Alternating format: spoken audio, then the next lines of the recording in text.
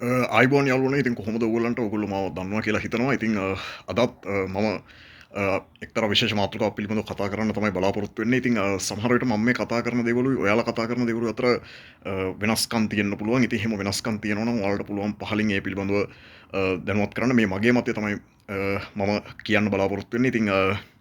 ඉතින් අද මම කතා කරන්න බලාපොරොත්තු වෙන්නේ ජනතා විමුක්ති පෙරමුණ. ඒ කියන්නේ අපේ රට වර්තමානයේ පාලනය කරන්නේ NPP එහෙම නැත්නම් ජාතික ජනබලවේගය. මේගොල්ලන්ට පදනම් වෙන්නේ ජනතා විමුක්ති පෙරමුණ කියන දේශපාලන පක්ෂය.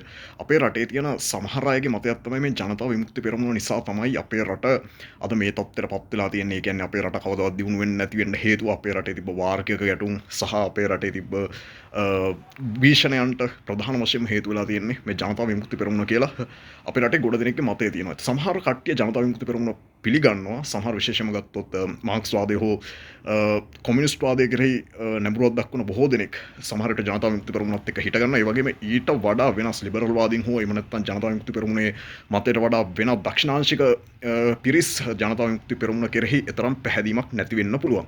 එතකොට සමහර කට්ටිය ජනතා විමුක්ති පෙරමුණ විවේචනය කරන්නත් සමහර පිරිස් ජනතා විමුක්ති පෙරමුණ අගය කරන්නත් බලාපොරොත්තු කටයුතු කරනවා. එතකොට මගේ මතය ගැන කතා කරොත් අද තියෙන මතයක් තමයි අපේ රටේ තියෙන එක්තරා පිරිසක් කියනවා වසර 76ක සාපය තමයි අපේ රටේ හිටපු ජනතා විමුක්ති පෙරමුණ හැර අනෙකුත් දේශපාලන පක්ෂ දෙක අවුරුදු 70ක් විටින් විට මාරුවෙන් මාරුවට අපේ රට පාලනය කිරීම තමයි වසර 76ක ශාපය කියලා සමහරු කියනවා. ඒ වගේම තවත් සමහරු කියනවා වසර 76ක ශාපය ඔය දෙගොල්ලෝ මේ ජනතා විමුක්ති පෙරමුණේ ක්‍රියාකලාපය කියලා තව කට්ටියකුත් කියනවා. ඇත්තටම ජනතා විමුක්ති පෙරමුණ නිසාද අපේ රට මේ තත්ත්වයටපත් උනේ මේ වගේ දරිද්‍රතාවයට පත් වෙන්න හේතුව මේ වගේ යුද ගැටුම් ඇති වෙන්න හේතුව කියලා කිව්වොත් ඒකේ මෙහෙම කතාවක් තියෙනවා. සාමාන්‍යයෙන් ගත්තොත් සහෝදරවරුනි අපේ රටේ 1971 දී කැරල්ලක් ඇති වුණා. ඒ කියන්නේ විශේෂම ගත්තොත් කොමියුනිස්ට්වාදය කියන එක 1945 දෙවන ලෝක යුද්ධය අවසන් වන විට 1949 දී සෝවියට් දේශීය න්‍යෂ්ටිකවියක් නිර්මාණය කිරීමත් සමග මගේ මතකයේ හැටියට ලෝකේ ප්‍රධාන වශයෙන් කඳුළු දෙකකට බෙදලා තිබුණා. එකක් තමයි සමාජවාදී කඳුළු සහ අනිත් එක ධනවාදී කඳුළු. ඒත් එක්කම සමාජවාදයේ කෙරෙහි නැඹුරු පිරිස් විශේෂයෙන්ම ගත්තොත් ලෝකයේ වන විට ප්‍රධාන වශයෙන් තිබුණේ ප්‍රධාන වශයෙන් ක්‍රිස්තියානි ආගමික රටවල් විශේෂයෙන් ඇමරිකා එක්සත් ජනපද රටවල් ක්‍රිස්තියානි ආගමික ප්‍රධාන රටවල් විදිහට තිබුණ අතර සෝවියට් දේශයේ සමාජවාදය කියන්නේ ආගමක් කේන්ද්‍ර කරගන්නේ නැති නිරාගමික ලෞකිකවාදී ආණ්ඩු කෙරෙහි පිහිටුවන ලද දේශපාලන දර්ශනයක්. ඉතින් මේක බොහෝ වෙලාවට ක්‍රිස්තියානි බහුතරයක් ඉන්න රටවලට මේක තරම් දිරෙව්වේ නැහැ. මොකද හේතුව ඒක නිරාගමික ආණ්ඩු පිහිටුවීම නිසා සහ ක්‍රිස්තියානි සහ ඇතම් ආසියාතික රටවල් මේ දේ වැළඳ ගැනීමට තරම් ප්‍රියතාවයක් දැක්වුවේ නැහැ. ඒකට හේතුව මේක නිරාගමික ආණ්ඩුවක් වන නිසා.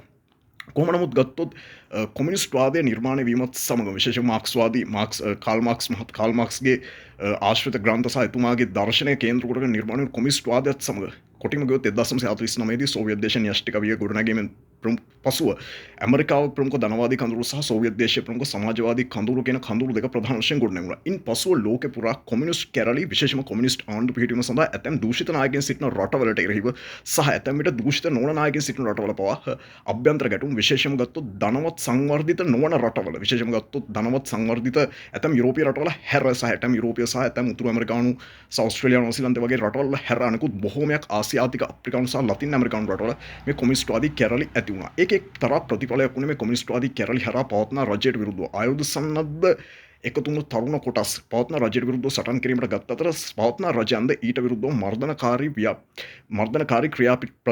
ක්‍රියාපටිපාටිවල යෙදෙන්න පටන් ගත්තා. ඒකට හොඳම උදාහරණයක් විදිහට අපි සාමාන්‍යයෙන් ගත්තොත් මලයානු කොමියුනිස්ට් කැරල්ල. විශේෂයෙන්ම ගත්තොත් මැලේසියාව රජයට විරුද්ධව මලයානු කොමියුනිස්ට් කැරල්ල දියත් කිරීමට කටයුතු කළත් මැලේසියානු රජය පරාජය කිරීමට සමත් වුණා. ඒ වගේම තමයි ඉන්දුනීසියාවේ කොමියුනිස්ට්වාදී කැරල්ල දියත් වන අවස්ථාවේදී මම හිතන්නේ මිලියනයකට අධික ප්‍රමාණයක් විශේෂයෙන්ම ඝාතනය වුණා මේ කොමියුනිස්ට් කැරල්ලේදී. ඒ වගේම තමයි අද ඉන්දියාවෙත් සමාජවාදී කැරලි බොහෝමයක් ඇතැම් ප්‍රදේශවල තියෙනවා. ඒ අතරින් ඕගොල්ලෝ දන්න එක්තරා ජනප්‍රිය සමාජවාදී කැරල්ලක් තමයි නැක්ස්ලයිට් මාओवादी කියන සමාජවාදී කැරල්ල. ඕගොල්ලෝ අහලා තියෙයි. ඒ වගේම තමයි කොලොම්බියාවේ කේන්ද්‍ර කොටගත්ත ෆාක් ගරිල්ලා ත්‍රස්තවාදී. මේගොල්ලෝ දශක 6කට ආසන්න කාලයක් කොලොම්බියාව තුළ තමන්ගේ ප්‍රචණ්ඩත්වය දියත් කරනවා. ඒ වගේම දැන් අපි ජනතා විමුක්ති පෙරමුණ දෙසට ආවොත් මේගොල්ලෝ 1971 දී අනෙකුත් රටවල විශේෂම කොලොම්බියාවේ ඒ වගේම පේරු වල ෂයිනින් පාත් එහෙම නැත්නම් දිදුලන මාවත කියන සන්නද්ධ කල්ලිය වගේම ජනතා විමුක්ති පෙරමුණත් 1971 දී දේශපාලන බලය ලබා ගැනීමේ අරමුණින් රෝහණ විජේවීර මහතා ප්‍රමුඛ ජනතා විමුක්ති පෙරමුණ අපේ රට තුළ කැරල්ලක් දියත් කළා. ඉතින් ඒ කැරල්ල අවසානයේදී ජනතා විමුක්ති පෙරමුණ ප්‍රමුඛ කොමියුනිස්ට් රජය කොමියුනිස්ට් වරු පරාජයට පත් වුණත් ඒ අවස්ථාවේදී තරුණයෝ 16000ක් විතර මිය ගියා කියලා සඳහන් වෙනවා. ඉතින් මෙන්න මේ තත්ත්වය තුළ ඒ වන විට අපේ රට ප්‍රජාතන්ත්‍රවාදී මාවතක් ගමන් කරා. ඒ වගේම අපි දන්නවා 1970කට පෙර අපේ රටේ ඒකාධිපති හෝ දූෂිත එවැනි නායකයන් පිළිබඳව අපට මතකයක් නැහැ. ඒකට හේතුව දූෂිත හෝ ඒකාධිපති හෝ එවැනි නායකින් සහ රාජ්‍ය දේපල අවභාවිතා කරපු ඉතිහාසයක් පිළිබඳව අපිට 1970කට කලින් ලොකු මතකයක් නැහැ. අපේ මතකේ තියෙන ජනාධිපතිවරු ගත්තත් අපි සමහර විට යම්කිසි අප්‍රසාදයක් දක්වන්නේ 1971කට පස්සේ හිටපු ජනාධිපතිවරු සහ ඇතැම් පාලකයන් පිළිබඳව. ඉතින් 1971 කැරැල්ලත් සමගම අපේ රට තුල දේශපාලනික වශයෙන් ප්‍රබල බලයක් රජයට ලැබෙන පටන් ගත්තා. මොකද ඒකට හේතුව තමයි මේ කැරලි මර්ධනය කිරීම සඳහා රජයට විශේෂිත බලතල අවශ්‍යතාවයක් වුණා. ඉතින් 1971 දී සිදු වුණු මේ කැරල්ලත් සමග අපේ රටේ අවසානයේදී වුණා උතුරු පළාත සහ උතුරු නැගෙනහිර පළාත කේන්ද්‍ර කොටගෙන දමිළ තරුණයන්ට ආයුධ ගන්න තත්ත්වයට පත් වෙන්න හේතු වුණා. ඒකට හේතුව තමයි ගොඩක් වෙලාවට මේ කොමියුනිස්ට් කැරලි ගහපු හැම රටකම විශේෂයෙන්ම සමාජවාදී කැරලි වලින් පසුව අවසානයේදී ආගමික හෝ ජනමාර්ගීය ත්‍රස්තවාදී කල්ලි ලෝකේ බොහෝමයක් රටවල බිහි වෙලා තියෙනවා. උදාහරණයක් විදිහට මියන්මාර් වගේ රටවල පමණක් නොවේ පිලිපීනයේදී මාක්ස්වාදී කැරලින් පසුව මෝරෝ ඉස්ලාමී විමුක්ති පෙරමුණ බිහිවීම දක්වාම බොහෝමයක් කොමියුනිස්ට් කැරලි නිර්මාණ වීමෙන් පසුව පසුකාලීනව ඇති වූ දේශපාලන අස්ථාවරත්වයත් දේශපාලන අර්බුදකාරී තත්ත්වයත් මත පසුකාලීනව ජනවාර්ගය හෝ ආගමික ත්‍රස්තවාදී කල්ලි බොහෝ වශයෙන් නිර්මාණය වෙන්නට බලපෑවා. ඉතින් උතුරු පළාතේ ඉන්න ද්‍රවිඩ ජාතිකයන්ට තේරෙන පටන් ගත්තා මේ රජයත් එක්ක ඉන්න එක තුලින් අපේ අයිතිවාසිකම් ටිකවත් අපිට ලැබෙන්නෙත් නැහැ, රැකෙන්නෙත් නැහැ. එයාලට අපිව බලා ගන්නත් බෑ.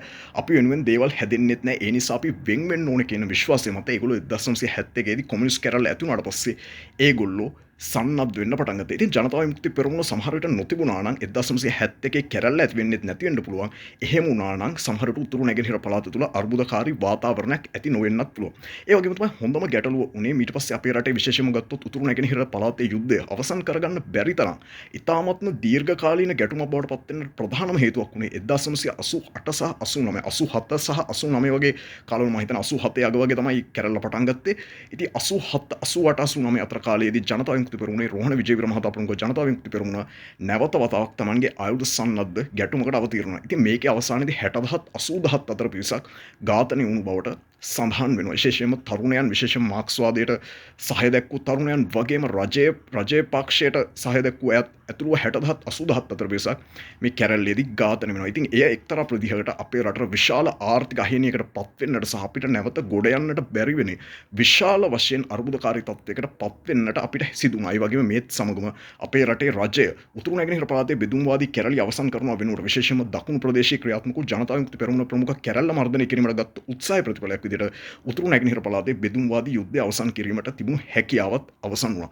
ඒ වගේම තමයි ගොඩාක් වෙලාවට ජනතා විමුක්ති පෙරමුණේ තියෙන තවත් දෙයක් තමයි මේ කැරලි දෙක ඇති උනේ නැත්නම් සමහර විට ජනතා විමුක්ති පෙරමුණ 1971 88 89 කැරලි දෙක ඇති කරගත්තේ නැත්නම් බොහෝ විට සමහර විට අපේ රටේ LTT ත්‍රස්තවාදයේ බිහි නොවෙන්න පවා ඉඩ තියෙන්න පුළුවන් කියන මතය තමයි මම ඉන්නේ. ඒ වගේම තමයි අපේ රටේ ගියත් වෙන ගොඩාක් වෙලාවට ගත්තොත් ඇමරිකන් එක්සත් ජනපදය ඇතුළු සමහර රටවල විශේෂයෙන් MCC වගේම ඉන්දියාවෙන් ගෙන ආපු ගොඩාක් ගිවිසුම් වලට ජනතා විමුක්ති පෙරමුණ විරෝධතාවය දක්වනවා. ඒක ඉන්දියානු ව්‍යාප්තවාදී හොයවා දේශීය සම්පත් අලෙවි කිරීම කියන නියමනය යටතේ ඒගොල්ලන්ගේ දර්ශනයට එක පටහැනි බැවින් ඒගොල්ලෝ ඒවට විරුද්ධව බොහෝ වෙලාවට විරුද්ධතාවය දක්වනවා. සමහර වෙලාවට ජනතා විමුක්ති පෙරමුණේ කලාපයක් හේතු වුණා අපි සමහර විට ඇමරිකානු එක්සත් ජනපදයේ සමග කිට්ටු සම්බන්ධතා අපිට ගොඩනගා ගන්න බැරි වෙන්නත් එක හේතුවක් විදිහට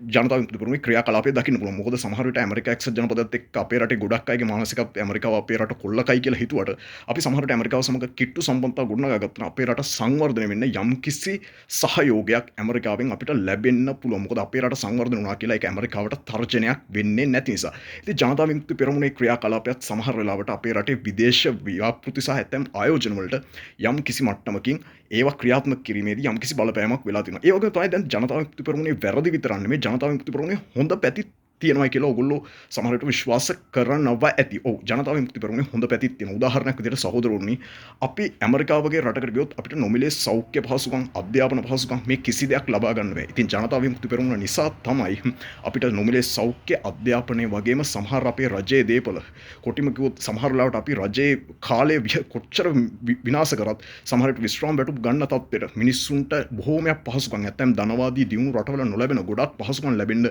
එක්තරා හේතුවක් තමයි ජනතා විමුක්ති පෙරමුණ. මොකද ඒගොල්ලෝ නිසා තමයි සමහරවිට අපිට නොමිලේ සෞඛ්‍ය ටිකත්, නොමිලේ අධ්‍යාපන ටිකත්, නොමිලේ උසස් අධ්‍යාපනයක් ලැබෙන්න හේතුව. මොකද ඒවා පෞද්ගලීකරණය කරන්න ගියොත් ඒගොල්ලෝ හැමදාම පාරට බහලා ඒගොල්ලෝ උද්ඝෝෂණ කරලා ඒක නැති කරලා දාන නිසා තමයි බොහෝ වෙලාවට අපේ රටේ මිනිස්සුන්ට නිදහස් සෞඛ්‍ය, නිදහස් අධ්‍යාපන ඇතුළු බොහෝ දේවල් නොමිලේ ලබා ගන්න එක් හේතුවක් විදිහට ජනතා විමුක්ති පෙරමුණේ ලැබෙන්න හේතුවක් විදිහට ජනතා විමුක්ති පෙරමුණේ ක්‍රියාකලාපය බලපාලා තියෙනවා. ඉතින් ඔන්න ඕක තමයි අද මගේ වීඩියෝ එක. ඉතින් ඔයාලට හිතන දේ පිළිබඳව යටින් කමෙන්ට් කරන්න බලාපොරොත්තු වෙන්න. එහෙනම් නැවත හමු වෙමු. ඔයගොල්ලන්ට පරිස්සමෙන් ඉන්න.